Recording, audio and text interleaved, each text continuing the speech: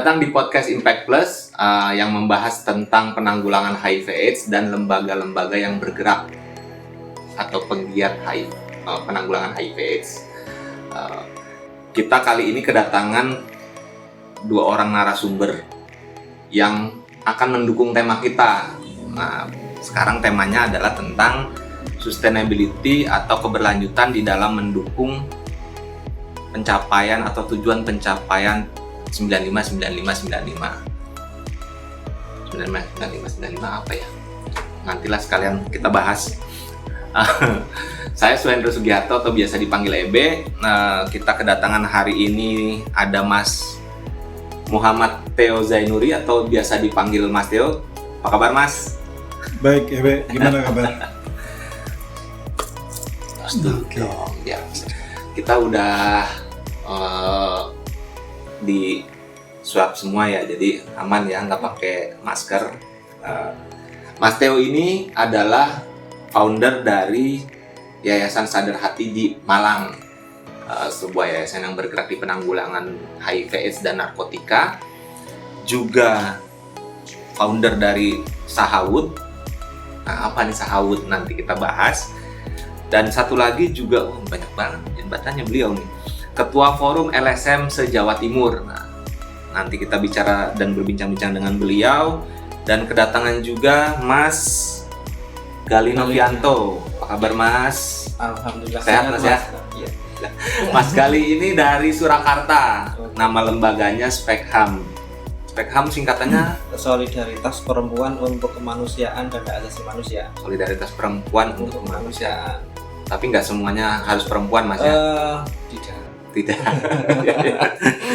Mas Gali ini adalah bekerja di Spekham untuk bagian supporting system and fundraising. Betul. Gitu Mas ya? Ya. Ya, langsung aja deh, kita mau ngobrol-ngobrol apa ya? Pertama sih saya mau tahu nih, usaha yang dilakukan sama Mas Theo dulu deh. Lagi ada usaha apa nih, Sahawud dan teman-teman di Sadar Hati? Kalau di Sadar Hati memang kita mulai sekitar 6 tahun ya. Itu membuat produk kacamata kayu dan jam tangan kayu. Itu dengan merek Sahawud. Mereknya Sahawud. Jadi Sahawud itu sebenarnya juga penggalan dari kata sadar hati. Tapi memang karena fokus produk kita itu produk yang ramah lingkungan, yaitu dengan kayu. Jadi kita pakai nama Sahawud. Jadi sadar hati wood gitu ya. Nah, kita memang dari mulai tahun 2014-15an itu kita fokusnya memang kepada produksi kacamata ya ini untuk mengentaskan persoalan kesenjangan ekonomi di kelompok pengguna narkoba dan mantan napi ya. Itu. Makanya fokus kami di produksi kacamata kayu ini dan jam tangan kayu termasuk kitchenware, dan kita sekarang sudah bergerak ke arah mebel itu memang kepada mantan napi yang secara spesifik punya persoalan atau latar belakang dia juga seorang pecandu narkotika sebelum dia ketangkep itu ya. Yeah. Dan kasusnya dia kasus narkotik juga. Jadi fokusnya lebih ke sana, mantan pecandu narkoba. Nah, sebelum kita ke situ, kenapa berpikir untuk usahanya kayu, atau Mas Theo pernah dulu punya usaha serupa atau pernah jadi tukangan biasanya gitu tuh? Nah, kita sebenarnya melihatnya kan gini, Sadar Hati itu kan cukup lama juga bekerja di isu lapas ya. Masuk ke dalam penjara, melatih petugas lapas, memberikan pendampingan kepada napi dan penyuluhan, termasuk napi yang sudah HIV dan AIDS gitu ya. Nah, kita melihat ada sebuah potensi yang memang sudah dilakukan oleh pihak lapas, yaitu di bimbingan kerja itu banyakkan napi itu membuat produk-produk kayu. Okay. Itu satu. Terus kedua, kenapa kita akhirnya melakukan bisnis atau melakukan usaha dengan produk kayu? Karena memang saya kebetulan dikenalin sama seorang teman dari Australia itu membawa kacamata kayu, dan kita melihat oh ya kacamata ini potensi bisnisnya agak lumayan besar ya. karena semua orang membutuhkan dan apalagi ini produk fashion gitu ya. Berarti kelihatan pasarnya ada gitu. Pasarnya ada, memang jelas pasarnya ada, dan terus kedua kita melihat ada tenaganya juga ada. Skillnya udah dikasih waktu di lapas. Di lapas. Nah akhirnya kan kita memfollow up kelompok-kelompok pecandu narkoba yang selama ini menjadi dampingan sadar hati, yang sudah bebas, yang sudah punya skill, kita follow up. Ya. Akhirnya kita follow up dan kita ajak diskusi mereka dan kita kasih tunjuk produk kacamata kayu. Ayo kita belajar bersama, dan akhirnya ya kita memang belajar bersama. Itu mulai dengan berapa orang? Waktu itu awal itu kita 3 orang. 3 orang ya? 3 orang. Waktu itu awal 3 orang, kita coba pecahkan gimana membuat kacamata kayu ini gitu ya. Memang saya nggak punya latar belakang sebagai pengrajin kayu, tetapi saya literatur dan padahal kalau punya latar belakang pengrajin kayu bisa jadi presiden, Mas. gitu ya. Presiden. Iya. Jadi dari situ kan saya lebih kepada memberikan literatur dan video-video yang bagaimana sih membuat kacamata kayu. Ya. Akhirnya dicoba sama teman-teman komunitas dan jalan sampai sekarang. Sampai sekarang. Oke, kita geser dulu ke Mas Gali. Oke. Mas Gali. Iya. Banyak minum? Ya. Ya harus banyak minum supaya nggak gampang kena flu. Siap. Tapi saya lagi nggak ada endorser dari minuman. Apa usahanya teman-teman di Spekham? Spekham ya Mas. Baik, kalau di Spekham sendiri sebagai lembaga perempuan yang tidak hanya konsen pada isu perempuan, tapi juga konsen pada isu kesehatan masyarakat, lebih ke spesifik lagi adalah isu tentang HIV, dan ada usaha inisiasi lembaga yang yang kami pikirkan bahwa lembaga ini tidak sepenuhnya akan bergantung pada donor. Artinya kita tetap ada usaha mandiri untuk mendukung keberlanjutan organisasi, khususnya terhadap program-program yang ada di Spekham. Salah satunya adalah untuk program HIV/AIDS. Kami ada penggalangan dana publik yang kami labeli dengan lumbung perempuan. Nah, lumbung perempuan ini kami desain untuk salah satu itu digital atau non digital nih? Penggalangan dana. Penggalangan dananya bisa digital, bisa langsung. Enggak, maksud saya kampanyenya kan pasti ada kampanye dong. Waktu kampanyenya itu digital. Oh, yang pertama kali pada saat tahun 2014 itu dibentuk masih ini sih Mas, masih pada saat launching di acara kegiatan itu kita launching itu offline. Okay. Nah, sampai sekarang ini kita masih kampanye lewat media sosial yang ada di kita sih, seperti itu. Jadi di salah satu lumbung perempuan ini penerima manfaatnya adalah kelompok rentan, terkhusus juga perempuan dengan HIV/AIDS yang akan kita dukung, baik itu lewat segi material ataupun bantuan hukum, di mana pada saat kawan-kawan ODA ini mendapat kasus kekerasan dan membutuhkan bantuan, kita bisa ada di situ lewat lumbung perempuan ini. Itu salah satunya. Yang kedua, kita ada usaha prakoperasi di Spekham. Prakoperasi? Iya, prakoperasi, karena proses untuk melegalkan menjadi koperasi masih butuh beberapa persyaratan untuk ke sana. Jadi kita ada prakoperasi ini yang di dalamnya beranggotakan kelompok-kelompok dampingan kita, baik itu perempuan maupun kawan-kawan dari populasi kunci. Pada saat koperasi ini kan lebih bersifat ke bantuan ekonomi untuk sesama kan, biar mereka itu, kami melihat bahwa teman-teman yang di lapangan ini pada saat mau mengalami kesulitan keuangan, kadang kan tersedat ke pinjol seperti itu, maka kita himpun untuk masuk ke prakoperasinya Spekham. Di situ bisa lebih ringan untuk mungkin cicilannya Ini atau bantuan. ini maksudnya simpan pinjam Ya, simpan atau pinjam, iya. pinjam-pinjam? Iya, simpan pinjam. Bentuknya prakoperasi. Kalau pinjam-pinjam nggak ada simpannya Mas. Simpan pinjam ya. Simpan pinjam. Oke. Terus satu lagi bisnis olahan serai wangi seperti itu. Oh, Serai ada wangi minyaknya. produksi. Iya, produksi. Kita Farmingnya juga. farmingnya kita jadi modelnya kita ini apa namanya, lahannya ada di Brebes. Karena proyeknya ini kita ada di Brebes, kita memberdayakan para perempuan petani di sana untuk apa namanya menanam serai ini. Lahannya kita sewakan sebetulnya, kita sewakan ke pemerintah desa, seperti lahan lahan. Sorry. Ini kan Spekam di Surakarta atau di Solo ya. Iya.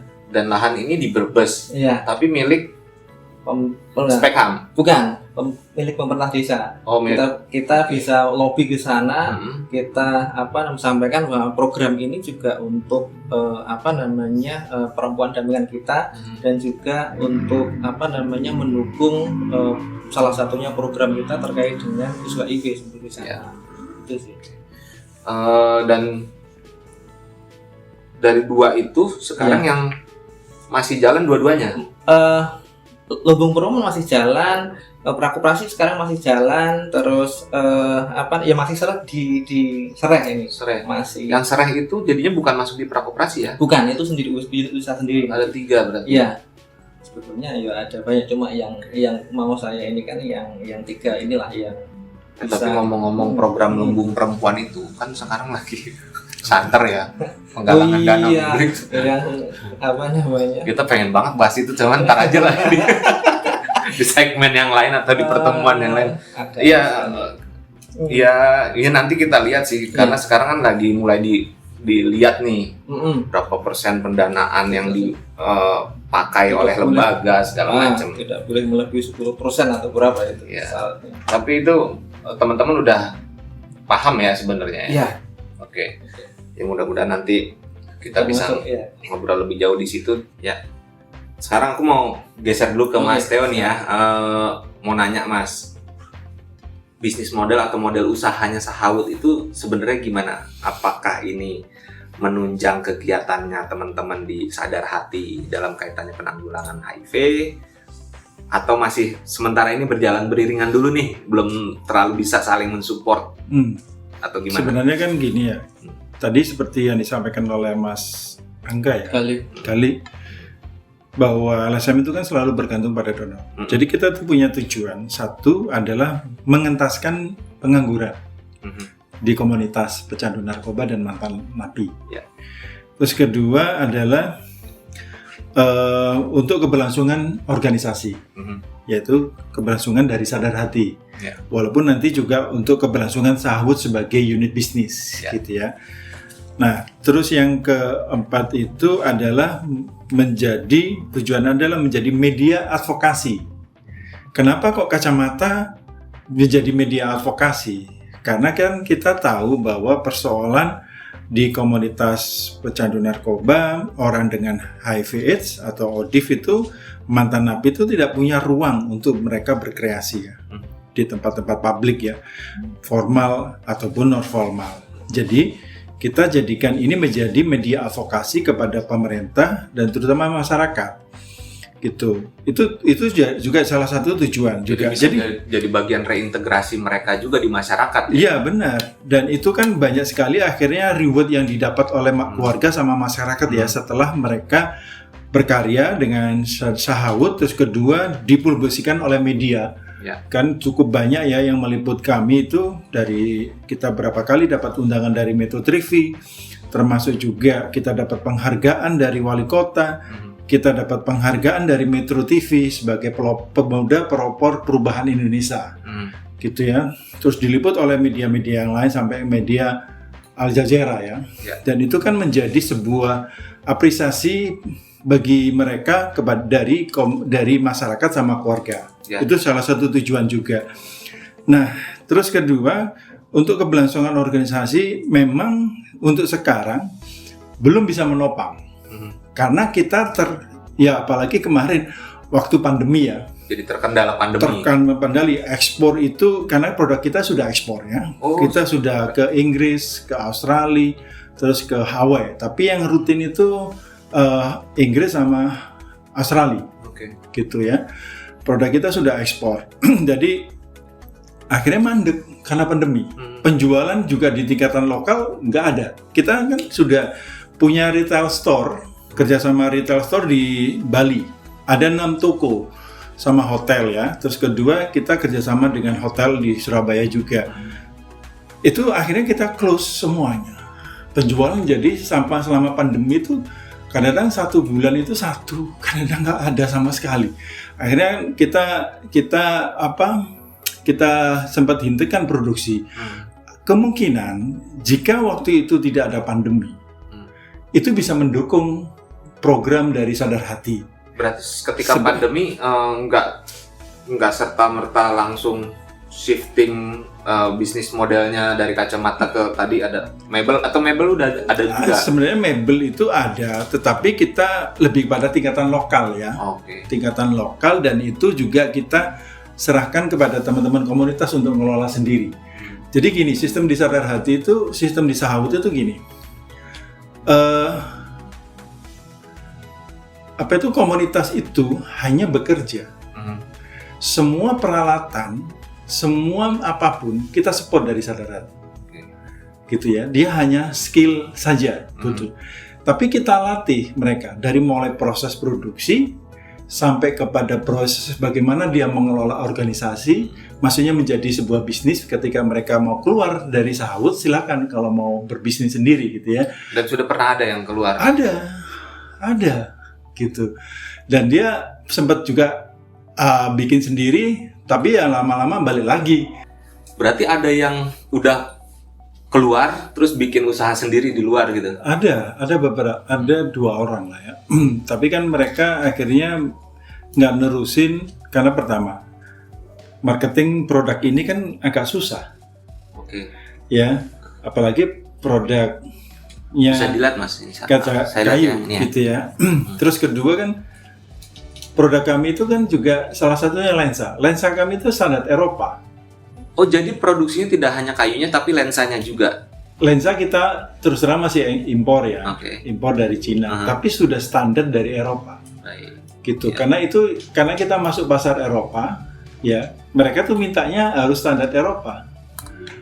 Nah, ini kan akhirnya jadi buat teman-teman komunitas yang sudah dilatih dan kita latih juga tentang bagaimana mengelola bisnis ini, tapi mereka balik kembali karena memang nggak punya kapasitas sampai bagaimana mengelola sebuah bisnis. Mereka bisa memproduksi, tapi nggak bisa mengelola bisnisnya, menjualnya itu gimana.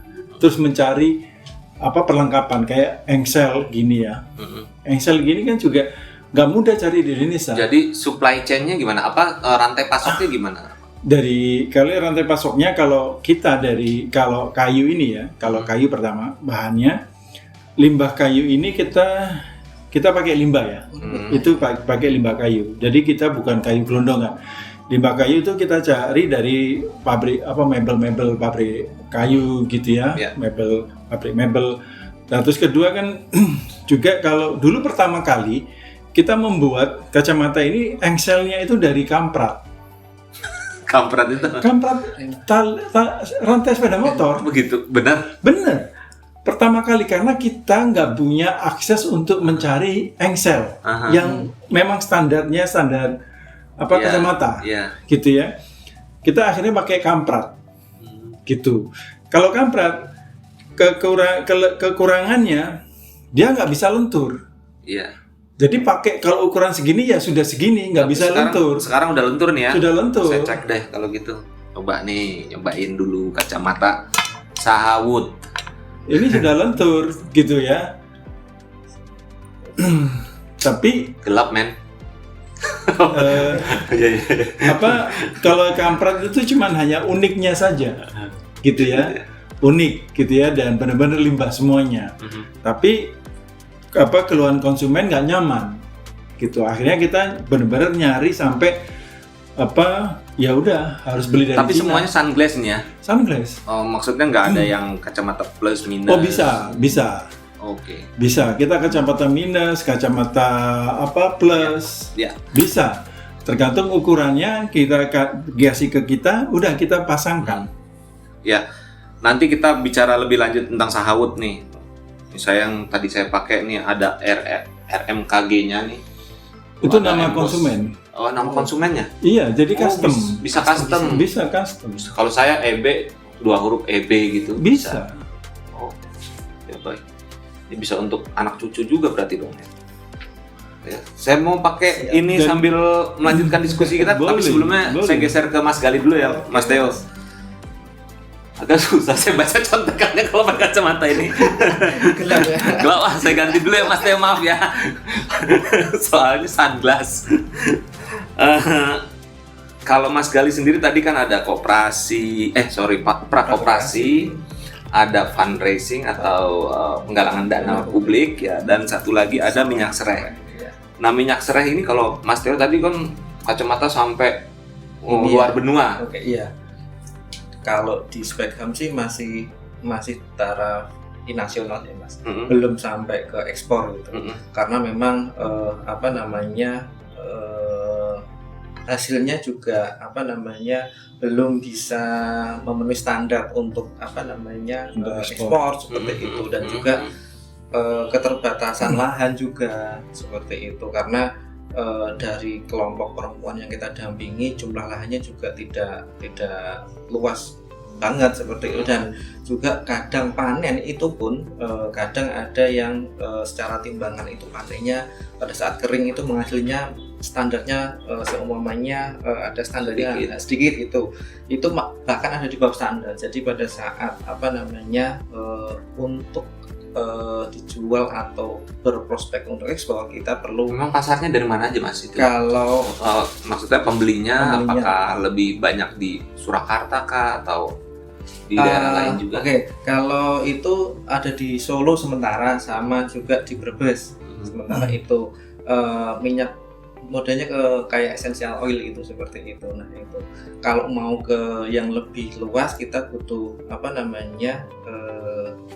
lahan yang lebih luas dan beberapa kelompok petani yang kita reduplikasi di tempat yang lain seperti itu. Apa yang pernah tadi kan kalau cerita Mas Theo pandemi menghantam usahanya tuh. Ya. Kalau di teman-teman Speckham, apakah pandemi ini juga berdampak kepada penjualan minyak serehnya, lalu bagaimana dengan prekoperasinya? Atau jangan-jangan prekoperasi jadi banyak yang minjem nih masa pandemi? itu Iya kan? ya.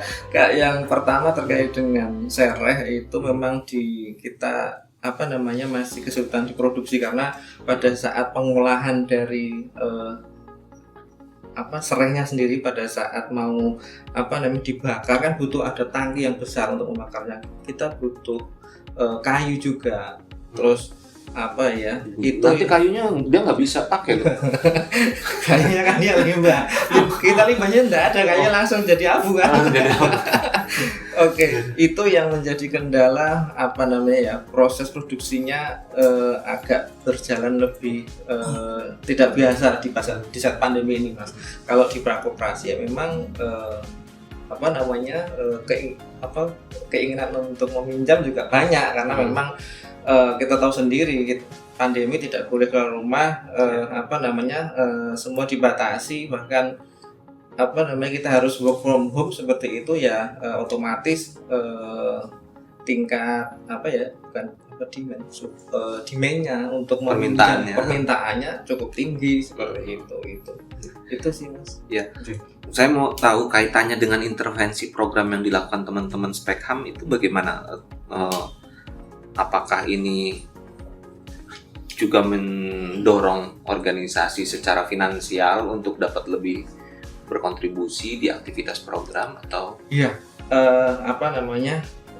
seperti yang saya sampaikan tadi terkait dengan beberapa program yang ada di Speckham kan, salah satunya ada divisi kesehatan masyarakat yang dalamnya itu isunya terkait dengan HIV/AIDS. Otomatis pendanaan yang masuk dari inisiasi organisasi tadi, kalaupun kedepannya donor ini berkurang, maka itu akan membantu di program terkait dengan penguatan kelompok rentan yang mendapatkan diskriminasi mungkin dan melaporkan kasus kekerasannya kepada kami, otomatis itu sudah include masuk dalam skema program untuk pembiayaan, entah itu pemberdayaan, entah itu secara langsung, itu sudah masuk dalam itu sih Mas. Ya tapi maaf ya Mas, tadi banyak motor iya. lewat kita di pinggir jalan ini syutingnya.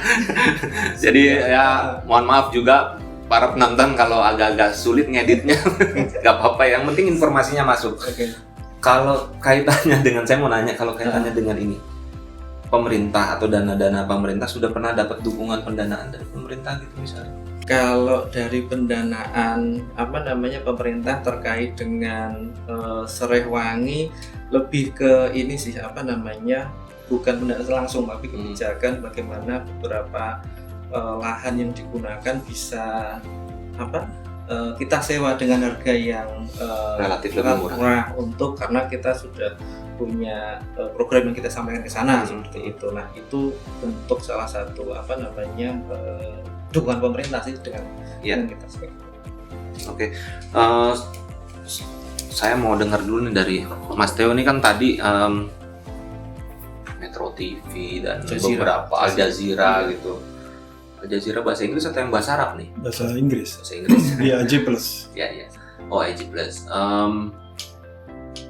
Apa yang dirasakan sebagai kisah suksesnya teman-teman? Selain kan kalau diliput itu satu hal ya, tapi pasti orang yang liput tuh kan karena ngeliat ada hal yang perlu diangkat nih. Jadi kisah suksesnya dari Sahawud sebagai inisiator penggerak dari teman-teman mantan warga binaan menjadi pengusaha atau socialpreneur ini. Sebenarnya kalau bicara dalam konteks success story ya, impact dari setelah kita mempunyai usaha ini memang cukup banyak ya. Kalau dari salah satunya pengakuan dari pemerintah ya, walaupun pemerintah secara langsung kalau kita interaksi dengan di sisi program dengan dinas kesehatan memang kecil sekali, tetapi kita dengan dinas-dinas yang lain apresiasinya cukup tinggi sekali ya. Terus kedua, kita dapat penghargaan dari wali kota, dari Deskeranasda. Terus itu kenapa tuh? Dari wali kota? Karena mereka melihat pada konteks bahwa program ini mempunyai impact secara sosial. Ya. Gitu ya. Pertama adalah memang punya tujuan tadi untuk mengentaskan persoalan ekonomi di kelompok yang memang benar-benar rentan, yaitu komunitas mantan napi dan dan mantan pecandu gitu ya. Jadi secara langsung mereka melihatnya bahwa ini sesuatu yang sangat besar sekali impact-nya gitu. Terus kita kedua adalah concern dengan persoalan pendidikan anak, dan ketiga adalah kita juga concern masalah persoalan HIV. Jadi yang dilihat mereka itu pada konteks impact sosial ya, dan itu juga buat wali kota Malang itu melihatnya ini memang produk Malang, Arema, produknya Arema gitu. Dan Jawa Timur memang nggak ada. Jawa Timur cuma hanya ada untuk kacamata kayu itu cuma hanya di Malang, dan di Indonesia kan cuma hanya ada beberapa kompetitor ya, ada di Bali, Asuki, terus ada beberapa di Solo. Tapi kalau di Jawa Timur cuma hanya Sahawud. Jadi Sahawud itu kudor ngalam ya? Iya, produk lokal ngalam gitu. Itu menjadi sebuah apalagi identitas sosial ya buat teman-teman buat warga Malang gitu ya. Dan itu juga akhirnya dukungan kami kepada komunitas pelaku-pelaku kreatif ya, industri kreatif juga cukup besar ya. Terus kedua, kita juga dapat penghargaan dari Metro TV. Nah itu kan juga jadi pertimbangan wali kota juga ya. Pertimbangan wali kota dan juga terus karena dia menjadi pemuda pelopor perubahan Indonesia gitu. Karena itu tadi program ini tidak hanya bernilai bisnis saja tapi bernilai sosial ya. Itu. Saya mau geser ke Mas Gali dulu ya. Mas Gali gimana? Apa yang pernah dirasakan sukses dari teman-teman di Spekham dan produk-produk produk unit ini ya. usahanya. Kalau unit usaha kami rasa dengan minyak serai wangi ini, minyak esensial ini bisa apa ya, secara tidak langsung membantu para petani wanita yang ada di pedesaan dan apa ya namanya, finansial yang didapat bisa kita pergunakan untuk para korban, para komunitas dari teman-teman MSM, ITJI dan perempuan dengan HIV/AIDS pada saat mereka membutuhkan apa support, itu kita bisa masuk di situ, secara kita punya dua impact di situ lah. Untuk perempuan petaninya juga ada, dari finansial kita bisa masuk ke teman-teman populasi kunci. Masuk ke teman populasi kunci secara finansial masuk bisa bantuan seperti apa tadi, jika mereka mengalami kekerasan butuh bantuan untuk proses, kalau itu masuk ke proses hukum kita bantu untuk lawyernya seperti itu. Dan ini tidak ditanggung oleh biaya atau pembiayaan dari program. Untuk biaya lawyer itu memang dari unit usahanya ini yang menanggung. Oh ya, baik. Ya berarti sangat membantu sekali untuk teman-teman yang mengalami kekerasan segala macam. Kenapa donor nggak bantu ya untuk masalah-masalah gitu? Iya, advokasi agak rumit memang, nanti ada bagiannya sendiri. Sebenarnya kalau di sahut itu impact di secara internal ya. Jadi akhirnya kami itu dikenal sebagai salah satunya bukan hanya pelaku dunia industri kreatif, tetapi kita akhirnya teman-teman itu contoh banyak staf kami itu menjadi trainer, mentoring yang dikontrak oleh UN Women, UNDP, untuk melatih komunitas-komunitas UKM, gitu ya, termasuk juga saya gitu ya.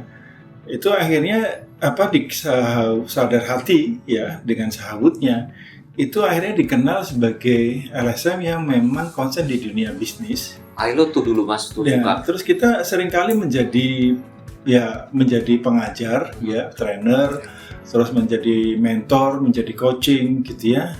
Baik itu juga dengan British Council, dengan UN Women, UNODP, terus dengan beberapa lembaga lain, termasuk dengan beberapa universitas gitu ya. Dan itu membantu mereka lebih percaya diri juga kan ya? Iya, gitu ya. Jadi kita juga salah satunya sekarang masih berjalan itu dengan Universitas Binus ya. Dulu juga kita dengan Universitas Putra, kita akhirnya menjadi dosen gitu ya. Dosen tamu selama 1 tahun. Tapi waktu itu di kontrak, tapi kita nggak mau memperpanjang karena terlalu formal ya. Kita nggak bisa kerja pakai batik, itu nggak berjalan.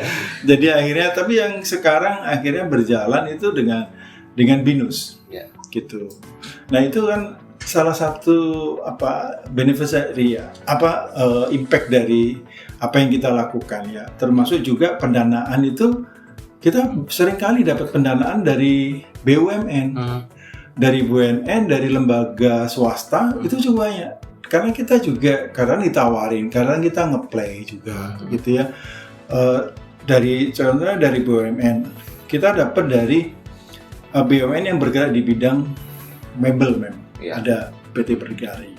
Kita diajak kerjasama, kalau memang mereka ada pesanan, disupply ke kita. Terus kedua, kita dapat dari PPA. BUMN pengelola aset, itu juga kita dapat bantuan juga, gitu ya. Jadi sebenarnya akhirnya ini menjadi, kalau bicara dalam konteks ini juga akan berkorelasi atau mempunyai impact kepada organisasi untuk programnya. Iya, karena dari dana-dana yang kita dapat itu tidak hanya kita kelola untuk sahut, tapi bisa juga untuk program. Pernah dipakai apa Mas yang untuk program itu? Program salah satunya adalah itu tadi, penjangkauan. Oh, pernah pakai dana dari sahut? Dari sahut. Jadi kita mensubsidi itu konselor. Jadi kan kita teman-teman di sahut itu kan kita mendapatkan konseling juga dari konselor kita. Dapatkan kunjungan rutin. Jadi kita punya workshop itu berbeda. Kita kontrak antara kantor dengan workshop itu tempatnya berbeda. Nah, tim konselor itu berkunjung ini maksudnya, secara rutin. Maksudnya kantor untuk intervensi HIV-nya ya? Iya, gitu. Kantor organisasi juga ya. Sama workshop itu berbeda, gitu. Nah itu kita support teman-teman untuk bisa memberikan konseling kepada mereka. Ya. Mungkin saya mau nanya nih kedua-duanya nih, apa yang bisa membantu teman-teman untuk lebih baik lagi ke depan, untuk improve gitu ya, baik di Sahawud maupun di Spekham, kaitannya dengan unit usaha dan mungkin integrasinya dengan penanggulangan HIV/AIDS, apa yang masih dibutuhkan gitu misalnya jika ada. Kalau aku ya, sebenarnya ada persoalan di SDM ya. Kita bukan menstigma komunitas ya. Itu etos itu kerja itu penting. Ya. Terus kedua, kerja dengan target itu harus dikenalkan memang sama mereka. Karena kalau kita dapat pesanan besar, itu kan orang selalu mintanya umpamanya janjinya 1 bulan bisa selesai nggak? Kapasitas produksimu berapa 1 bulan? Ya, termasuk kualitasnya juga kualitasnya gitu ya. Termasuk kualitasnya. Kalau ternyata itu meleset, janji kita 1 bulan umpamanya pesan 500, janji 1 bulan, meleset, itu udah nggak dipercaya. Dan teman-teman, nah tanggung jawab itu masih lemah, gitu ya. Dikejar dengan target, nggak mau, gitu. Mereka maunya dengan gaya dia sendiri, gitu ya. Nah itu tantangan, salah satu tantangan ya, salah satu tantangan. Kalau buat kita memberkayakan atau memberdayakan teman-teman komunitas itu memang itu salah. Tapi memang ini nggak hanya terjadi pada komunitas pengguna narkoba atau mantan napi. Di kelompok perempuan juga sama. Saya kan juga punya produksi karpet ya. Saya punya punya produksi home decor, itu memang diproduksi oleh kelompok ibu-ibu miskin kota. Tapi sama persoalannya, etos kerja dan mereka tanggung jawab terkait dengan target itu lemah. Jadi yang diperlukan adalah semacam informasi. Kayaknya kalau informasi juga susah untuk mengubah etos itu ya. Jadi lebih gimana ya? Harus memberikan tanggung jawab lah ya. Terus kedua memang kita akhirnya diskusi di internal kita itu ke depan ini kan kita sudah mulai menata untuk produksi kembali ya, dan promosi juga akan kita gencarkan lagi gitu ya. Akhirnya kita mengatur nantinya ya benar-benar mereka waktu direkrut kembali harus memang berdasarkan kemauan dan punya etos gitu ya, dan mau bekerja dengan target. Terus kontrol dari kita sendiri, dari sadar hati itu harus intens. Dan itu nanti yang akan dipertahankan. Gitu. Ya. Kalau dari Spekham, nyambung tadi, kalau kita butuh untuk promosi sih Mas dari pemerintah kota. Karena produk yang terkait dengan Sriwangi ini kan untuk promosi yang lebih. Kalau kita sih dengan media sosial sudah ada, cuma untuk pemerintahnya yang kita minta untuk lebih mengiklankan atau produk-produk yang dari komunitas yang kita dampingi untuk perempuan dan manfaatnya juga ada. Itu salah satunya promosi, terus kebijakan terkait dengan pelatihan kepada peningkatan kapasitas pada perempuan kelompok yang kita dampingi juga. Karena itu juga akan mendukung skill, dan setiap hari mereka akan. Ada berapa banyak kelompok yang didampingi? Kalau di sana ada 2 kelompok yang kita dampingi di Brebes ya, dua itu. Di wilayah produksi ya berarti? Ya, kami minta itu sih dukungan untuk peningkatan kapasitas. Itu sudah dilakukan, cuma intensitasnya yang mungkin kita akan minta. Jadi mulai produksi, promosi, pemasaran itu masih butuh support dari pemerintah di sana. Itu sih Mas. Baik, mudah-mudahan apa yang dilakukan teman-teman di Malang Sadar Hati dan di Surakarta Spekham ini bisa tetap jalan. Dan kalau sekarang saya udah nggak pakai contekan, jadi bisa coba. Dan apa yang dilakukan teman-teman mudah-mudahan bisa tetap sustain, lembaganya juga tetap sustain. Enak ternyata dipakai. Kita menggarisbawahi bahwa apa yang dilakukan teman-teman ini pastinya mengambil peran yang tidak sedikit untuk penanggulangan HIV/AIDS, khususnya tadi teman-teman bilang misalnya di Sadar Hati ada tentang media advokasi dan pendidikan, tidak hanya penanggulangan dampak buruk narkotika, tapi juga tentang pendidikan hak asasi manusia gitu. Demikian juga teman-teman di Spekham ini juga menunjang untuk pemberdayaan perempuan yang mengalami tindak kekerasan, juga komunitas populasi kunci ya.